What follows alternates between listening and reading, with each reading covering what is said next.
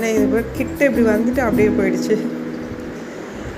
இது வந்து கை கழுவுற இடத்துல இந்த மாதிரி ஒரு பொம்மையை வச்சுருந்தாங்க. சூப்பராகவே இருந்துச்சு. சாப்பாடு ஆனால் கொஞ்சம் பரவாயில்லைன்னு தான் நான் சொல்லுவேன்.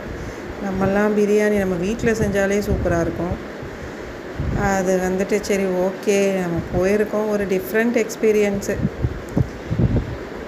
ஐஸ்கிரீமு லாஸ்ட்டில் வந்து வாட்டர்மெலன் ஐஸ்கிரீம் அப்படின்னு சொல்லிட்டு முடித்தோம். அந்த ஐஸ்கிரீம் கூட அவங்களே ரெடி பண்ணியிருப்பாங்கன்னு நினைக்கிறேன்.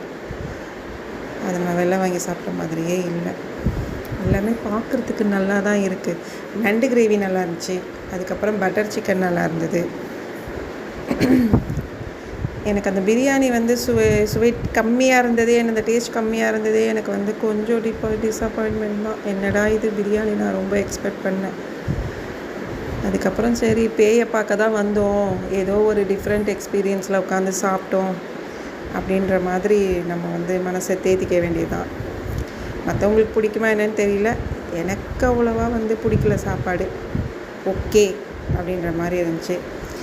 ஆனால் இந்த இதுலேயே அவங்க கவர் பண்ணிடுறாங்க. இந்த ஃபுல்லாக அந்த சுற்றி இருக்கிற அட்மாஸ்பியரு, அதுக்கப்புறமா அந்த பயம் காட்டுற ஒரு இது. அந்த ரெஸ்டாரண்ட் எவ்வளோ நாளாக இருக்கோ எனக்கு தெரியாது. ஆனால் நாங்கள் இப்போ தான் போனோம். டிஃப்ரெண்ட்டாக அந்த எக்ஸ்பீரியன்ஸ் நல்லா தான் இருந்துச்சு. நார்மலாக ரெஸ்டாரண்ட் போய் நம்ம ஆர்டர் பண்ணி அப்படி சாப்பிடுவோம். இது வந்து பேய் எப்போ வரும் அந்த மைண்ட் செட்லேயே உட்காந்துட்டு பேசிட்டு சாப்பிட்டுட்டு இருந்தது. அதுவுமே நல்லா தான் இருந்தது. ஆனால் ஃபஸ்ட்டே நம்ம டேபிள் புக் பண்ணிடணும். டைமிங் தான்.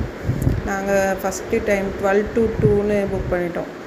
கொஞ்சம் ஃப்ரீயாக இருக்குமே அப்படின்னு சொல்லிட்டு. இதான் அந்த ice cream, strawberry flavour and vanilla flavour. Okay தான். அதில் அந்த குலாப் ஜாமுன் வச்சு சாப்பிட்டு சூப்பராக இருந்துச்சு. அவ்வளோதான்.